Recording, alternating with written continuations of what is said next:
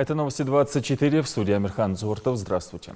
Ингушетия отмечает 24-летие со дня образования. Годовщина восстановления ингушской государственности является важным событием для каждого жителя региона. 4 июня 1992 года Верховным Советом Российской Федерации был принят закон об образовании Ингушской республики в составе Российской Федерации. С тех пор эту дату с особым чувством отмечают тысячи ингушей.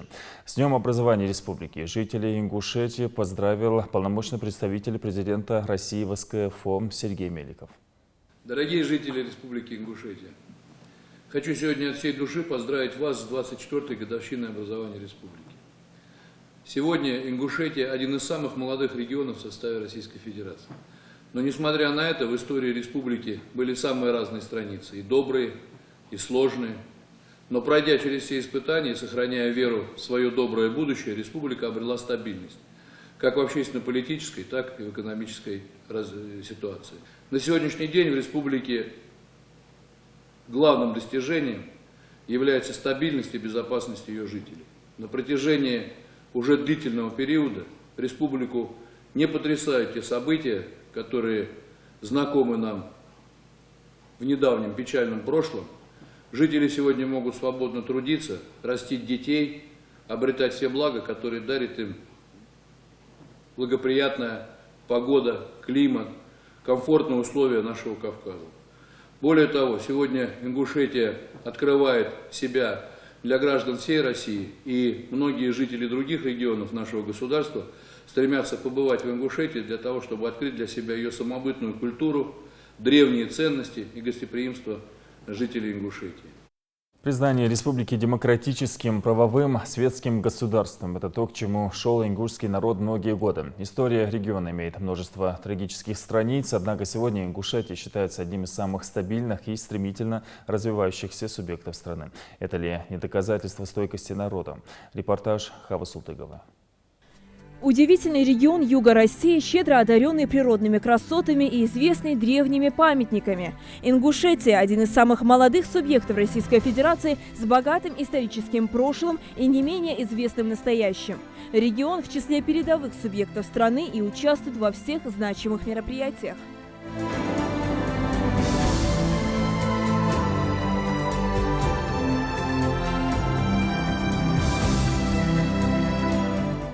Сегодня, согласно Конституции, Республика Ингушетия – это демократическое, правовое, светское государство с административным делением 4 района и 4 города, один из которых – столица республики – Магаз.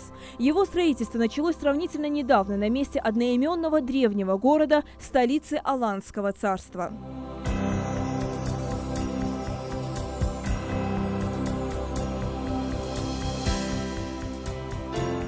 Как самостоятельный и независимый ни от кого субъект, Ингушетия отмечена еще на рубеже 17-18 веков.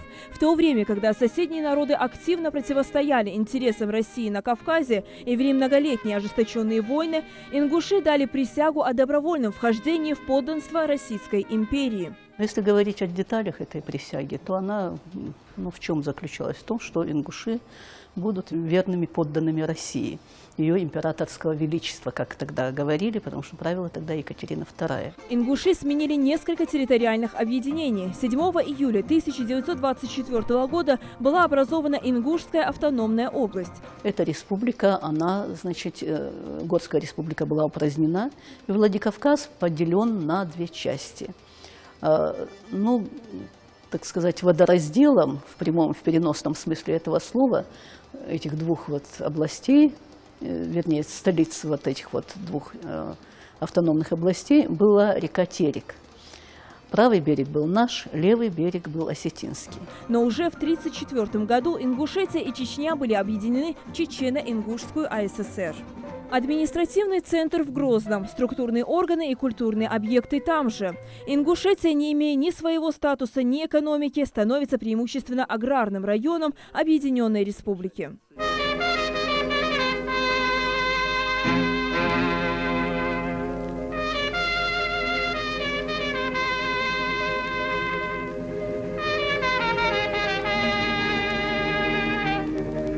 В Назране располагались 2 промышленных объекта – мукомольный завод и трикотажная фабрика. 1100 женщин ингушской национальности освоили десятки разных специальностей на местной трикотажной фабрике. В тяжелых 90-х, несмотря на слабое развитие своих территорий, ингуши не теряют патриотизма. На всенародном референдуме 1991 года подавляющим большинством ингуши проголосовали за сохранение статуса российского региона. Мечта целого народа стать самостоятельной единицей государства сбылась в 1992 году. Закон Российской Федерации об образовании Ингушской Республики в составе Российской Федерации. Статья 1. Образовать Ингушскую Республику в составе Российской Федерации. Получив свою государственность, молодой субъект сразу же столкнулся с огромными проблемами. Отсутствие экономической базы, потоки беженцев из Чечни и, как следствие, рост социальных проблем. Решение этих задач легло тяжелым бременем на ингушское общество и первого президента республики Руслана Аушева, которому предстояло начать все с нуля. Президент Республики Ингушетия находился в бывшем здании райкома КПСС.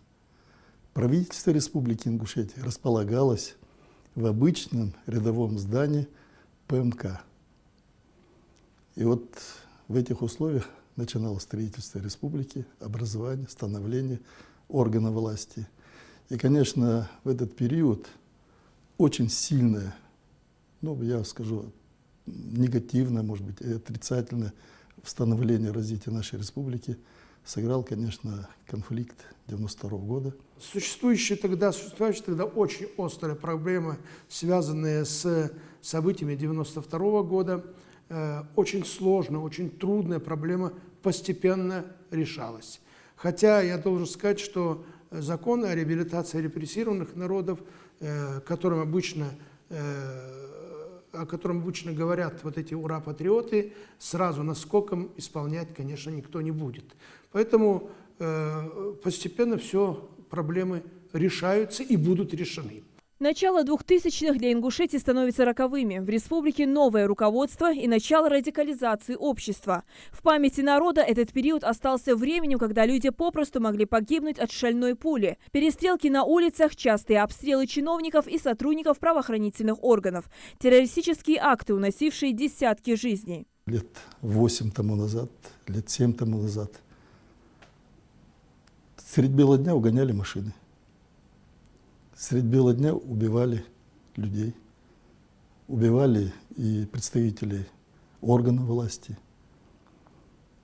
Люди боялись ночью выезжать, выходить. Невозможно было жить нормальной, общепринятой человеческой жизнью. Не знаешь, когда утром уйдешь на работу, не знаешь, вернешься ты или нет. Все это не могло не сказаться на серьезном отставании региона в экономике и социальной сфере, снижение градуса террористической активности и целый багаж социальных проблем, которые предстояло решать следующему президенту, впоследствии главе Ингушетии Юнусбеку Евкурову. Мне кажется, вот с приходом Юнусбека Мадгиреевича, я говорю это без лести, без всякой лести, потому что я к власти, так скажем, причастен постольку-поскольку, у нас идет бурное развитие в социально-экономической сфере. Такого строительства, когда вся республика является фактически стройплощадкой, такого строительства вы нигде не увидите. У нас сегодня туристы, поток туристов. Я знаю, как автобусы с Кисловодска, в санаториях Кавминвод организовывают туристические поездки к нам в горы. И вот проездом обязательно посещение, это мемориал памяти и славы. Это уникальнейшее сооружение, это память о наших старших, это память о нашей истории. И вы посмотрите вот за последние годы, как преобразилась сфера образования. Посмотрите, во всех крупных населенных пунктах у нас новые школы. По современному оборудованию оборудованы. Посмотрите сегодня сфера здравоохранения. Постепенно, по мере решения многих задач, республика стала одним из привлекательных регионов страны. Преступность и террористическая активность жесткой рукой главы сведены на нет. Регион стал привлекательным как в плане туризма, так и экономики. Годы отчуждения остались позади.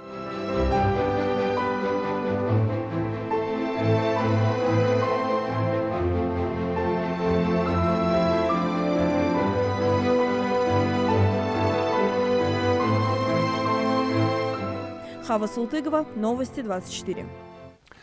Открытие новых объектов ко Дню Республики является некой традицией для властей региона, и 24-я годовщина не стала исключением. Накануне в Назране перерезали еще одну красную ленту, там торжественно открыли зал тяжелой атлетики. Спортзал не имеет аналога в республике, он назван в честь тренера Ибрагима Кадзоева. Это событие отметили соревнованиями по тяжелой атлетике. Спортивный объект площадью около 2000 квадратных метров возвели всего за 2 месяца. Его строительство обошлось в 60 миллионов рублей. Открыть столь важный для любителей тяжелой атлетики объект приехал лично глава республики. В своем приветственном слове Инузбек Евкуров отметил, что ввод в эксплуатацию таких спортивных сооружений позволяет республике не только развивать спорт, но и растить хороших спортсменов. Должны появиться новые бойцы, новые спортсмены из молодых таких хороших ребят, которые должны показывать хороший уровень, как в округе, так и за пределами округа и страны в целом. Всех поздравляю, но в первую очередь нашего патриарха этого вида, главного тренера, незаслуженного тренера Советского Союза Ибрагима Кадзоева. Первый зал тяжелой атлетики назван в честь именитого тренера Советского Союза Ибрагима Кадзоева. Теперь у этого вида спорта в нашей республике уж точно богатое будущее. Открытие такого здания было давней мечтой Кадзоева. Исполнить ее лично взялся Юнусбек Евкуров. Юнусбек Баландверович, такого зала в России нет. Я могу твердо сказать. Я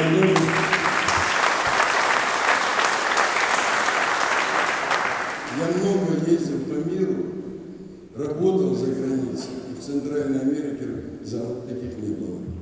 Именно вот этот зал дал всем вход. Поэтому я очень благодарен. Тем более вы этот зал назвали «Динамо», отдали в ведомство «Динамо». Я всю жизнь работал в «Динамо». В «Динамо» я и воспитывал и чемпионов мира, и олимпийских чемпионов. И вы мне, так сказать, вернули молодость назад. Теперь я, хочешь не хочешь, должен стараться работать. И я буду стараться.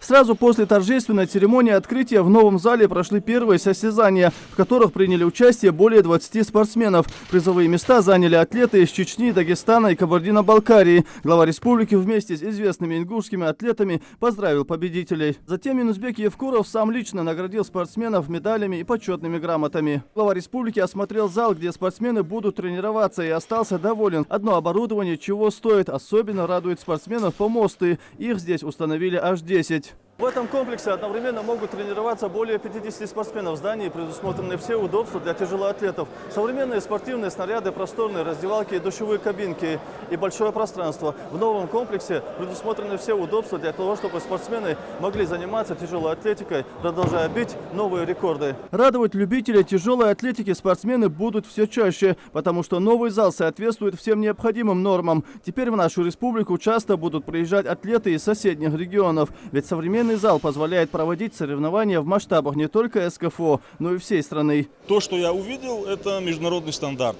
Великолепные 10 помостов, великолепная организация, великолепный инвентарь, который редко где встретишь, тем более здесь, на Северном Кавказе.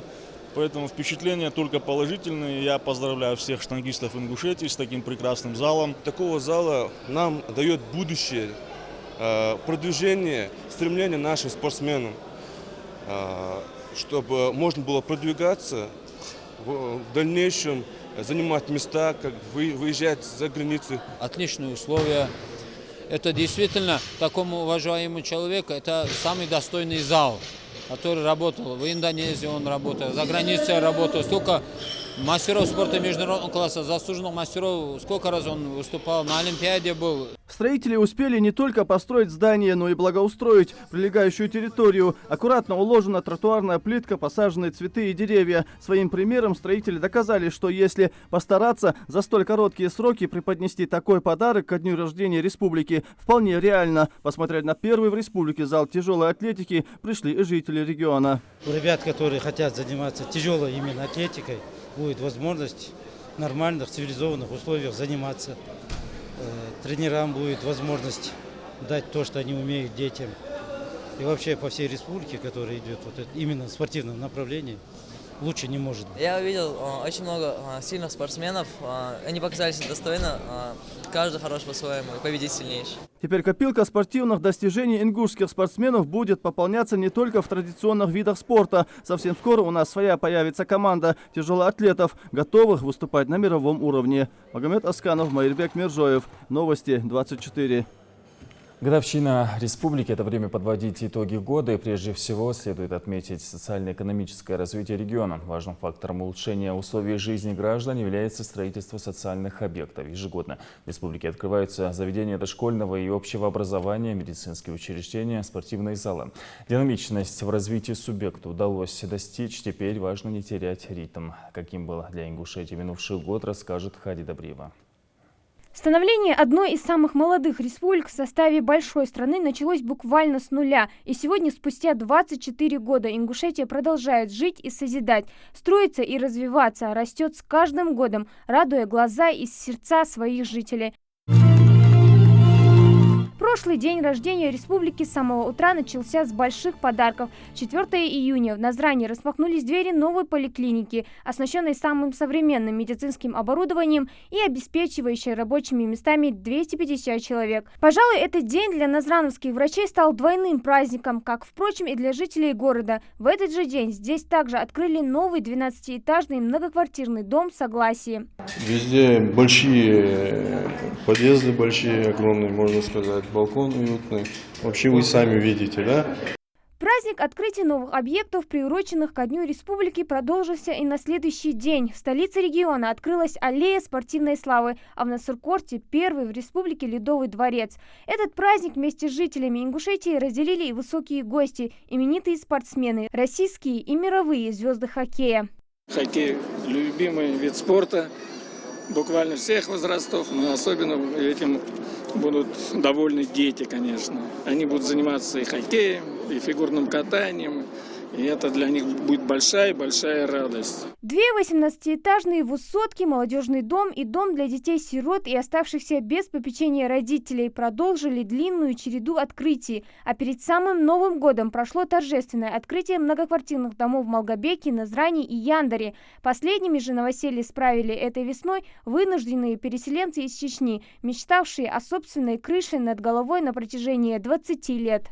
Настоящим праздником здоровья ознаменовалась для жителей республики и эта весна. 18 марта прошло торжественное открытие сразу двух объектов здравоохранения – противотуберкулезного диспансера в Гамурзиево и эндокринологического в Магасе. Причем первый – это целый медицинский комплекс с пансионатом на 20 человек. В нем одновременно можно разместить до 300 больных, а оперблок и реанимация принимают сразу 79 пациентов. Здесь очень комфортабельные условия, в частности, в каждой палате есть душевая, санузлы, умывальники.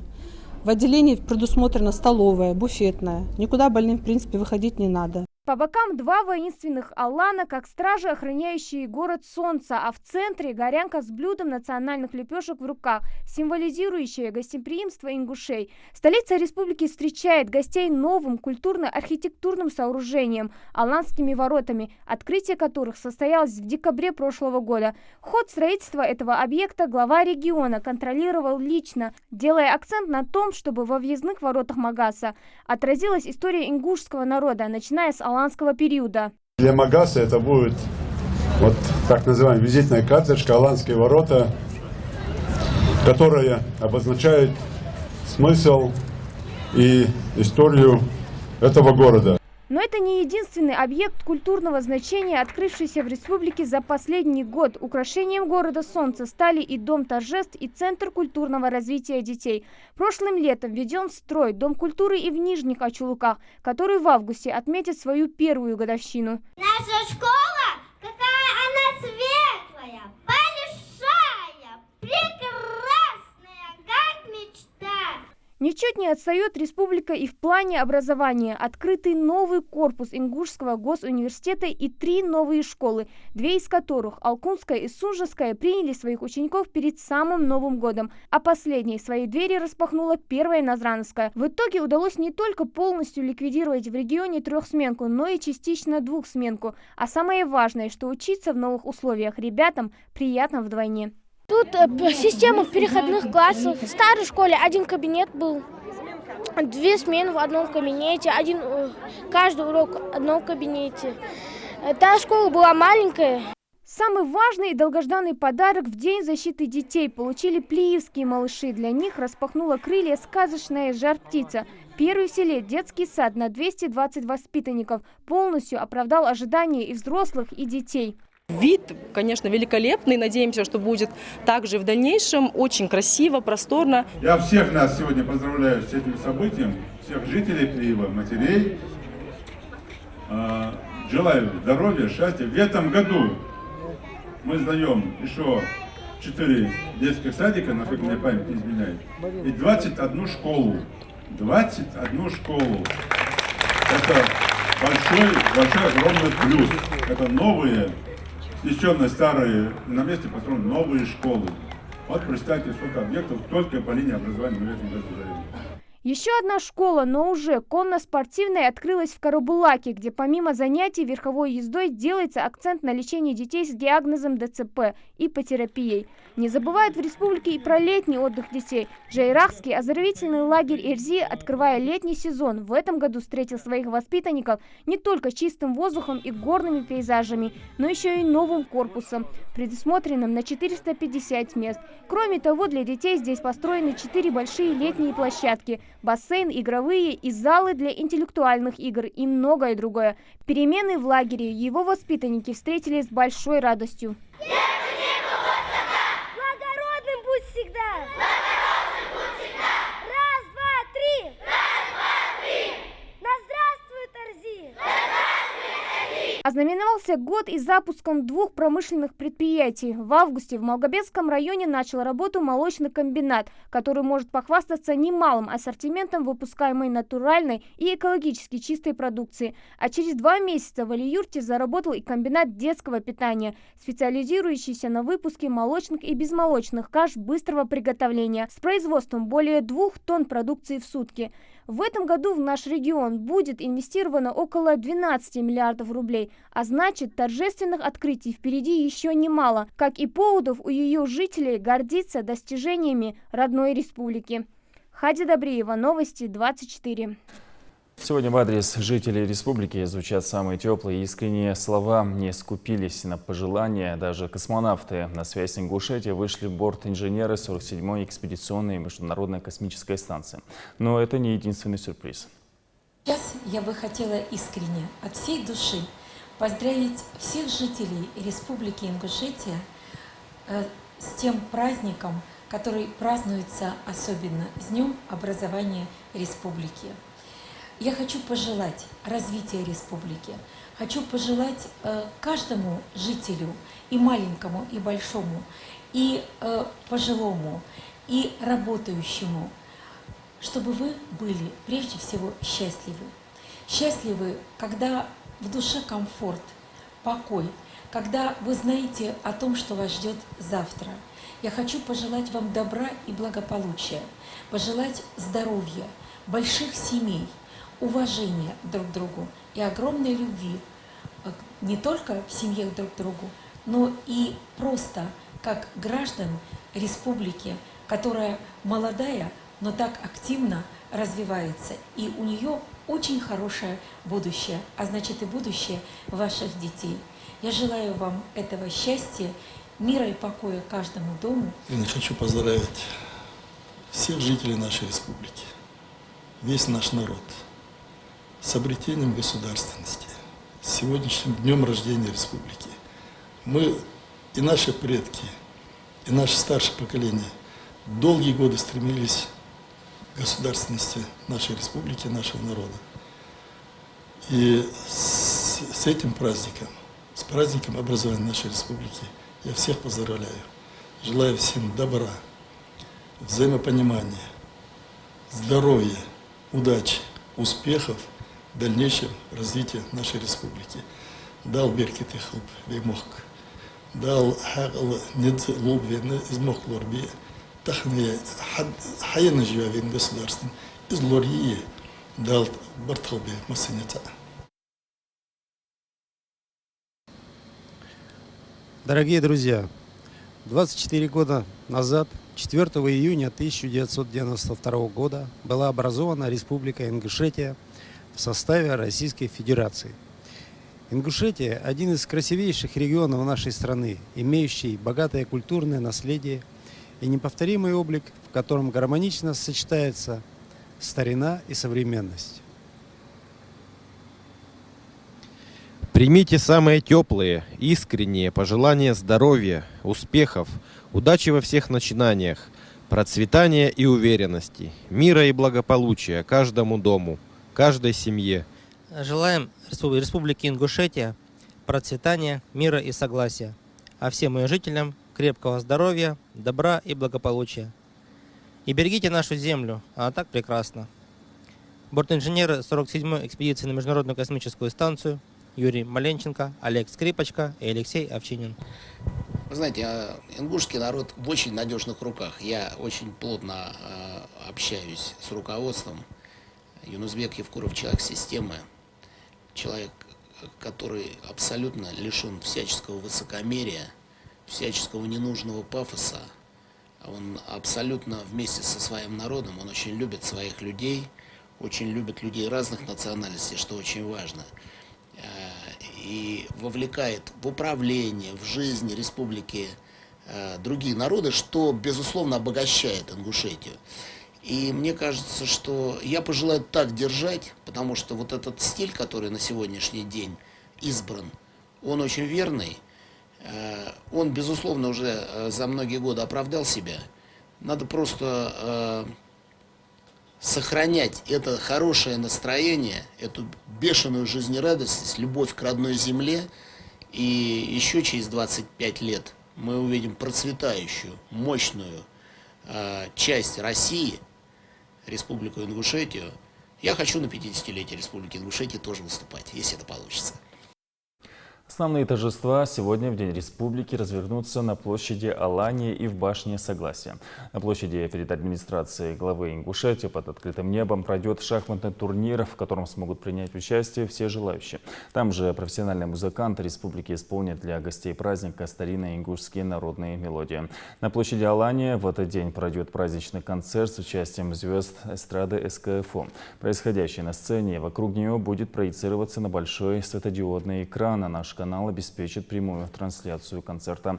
Здесь же, на площади Алания, разместится мастерская, в которой известные художники покажут жителям республики мастер-классы.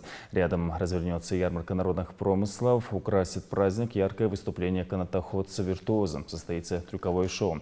В это же время в башне Согласия на первых этажах будет работать дизайнерская выставка ингушского национального костюма. Один из ключевых моментов праздничных мероприятий ко Дню Республики – торжественная церемония поднятия государственного флага Ингушетии над башней Согласия. А ярким завершением торжеств станет праздничный салют. Начнутся народные гуляния в столице в 17 часов. В связи с этим в местах проведения праздничных мероприятий сотрудниками правопорядка будут предприняты меры повышенной безопасности. Правоохранительные органы призывают жителей и гостей республики проявить бдительность. Органы внутренних дел переведены на усиленный вариант несения службы. За счет этого усиления мы усилили наряды на общественных местах, усилили наряды несущие службу на стационарных постах. У нас особое главные мероприятия республиканского значения будут проводиться 4 числа в городе Магаз и 12 числа по всей территории Республики Ингушетия. В этой связи разработаны соответствующие расчеты сил и средств, реализуется комплекс мер, связанных с ограничением движения транспорта, с организацией досмотровых проверочных мероприятий, с наращиванием сил и средств в тех местах, где они будут проводиться. Особое внимание жителей нашей республики хотел бы обратить на необходимость соблюдения бдительности.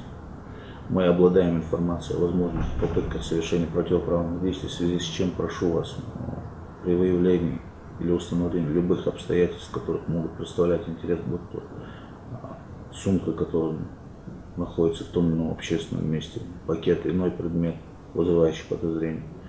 Не трогать эти предметы, не пытаться принимать каких-то самостоятельных действий, а незамедлительно сообщать территориальные органы с тем, чтобы мы могли отработать. Кроме этого, хочу обратить внимание на, возможно, длительное время стоящее в том или ином районе транспортных средств спецсмотра, на увиденные вами подозрительных лиц, которые проживают в том или ином месте. Мы просим вас своевременно информировать правоохранительные органы. По каждому вашему звонку, по каждому вашему сообщению будут приняты исчерпывающие меры по проверке данного сообщения. Помните, что одним звонком вы можете предотвратить гибель ни в чем не повинных людей, в числе которых могут оказаться и ваши родственники. Значит, праздничные дни наряду с иными мероприятиями будут реализованы меры по ограничению движения транспортных средств. Это места проведения праздничного мероприятия. В частности, в городе Магаз это будет перекрыта поддержка центральной площади Алания. Я прошу жителей республики заранее выбирать места объезда. Кроме этого, будет ограничена парковка транспорта вблизи мест проведения массовых мероприятий. Обращаясь к вам с пожеланием максимально оставить транспортные средства дома, с тем, чтобы у нас и так загрузочная парковочные площадки незначительные, чтобы не создавать дополнительные трудности и себе, и другим гражданам. Значит, в местах проведения праздничных мероприятий будет организовано досмотровое мероприятие с использованием технических средств досмотра. Значит, здесь стандартная схема: лица, находящиеся в состоянии алкогольного опьянения, вызывающие подозрения, имеющие при себе колющие, режущие предметы, травматическое и иное оружие, в места проведения праздничных мероприятий допускаться не будет. Просим заранее оставлять все эти предметы дома, чтобы у вас не было лишних эксцессов. Особое внимание обращаю жителей нашей республики на недопустимость оказания противодействия сотрудникам полиции, несущим службу по охране общественного порядка. Сегодня утром на железнодорожном вокзале родственники и сотрудники администрации Малгобекского района встретили семью Захкиевых. Супружеская пара из Ингушетии, воспитавшая 9 детей, оказалась в числе 60 многодетных семей со всей страны, указом которого президента России Владимира Путина вручили орден родительской славы. Захкиевы были представлены в номинанты главой республики Юнусбеком Евкуровым, а торжественная церемония награждения прошла накануне в Кремле.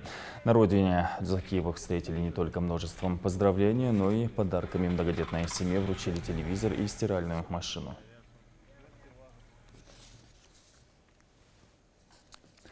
У меня на этом все. Спасибо за внимание. Всего доброго.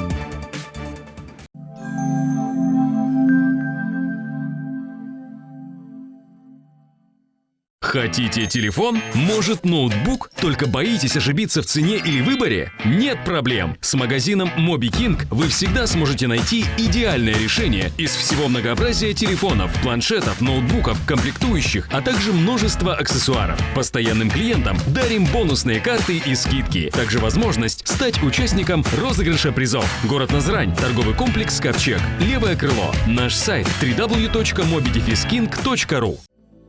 Добро пожаловать в Мегамаркет. Более 10 тысяч наименований посуды из фарфора, керамики, хрусталя и пластика. От простого кухонного набора до роскошного столового сервиза к свадебному торжеству. А наши цены порадуют даже самую экономную домохозяйку. Для оптовых покупателей действует специальное предложение. У нас представлены отделы бытовой техники, парфюмерии, подарков, постельного белья. Также у нас вы найдете светодиодные деревья, которые станут отличным украшением вашего двора или фасада магазина.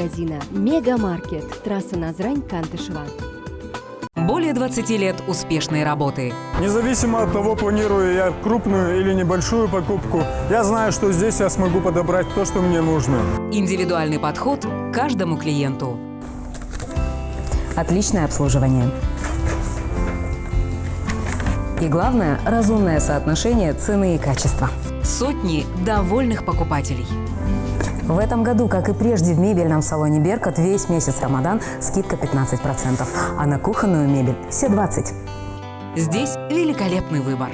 Поэтому я заранее знаю, что приду именно сюда, в «Беркат». «Беркат» – это бренд.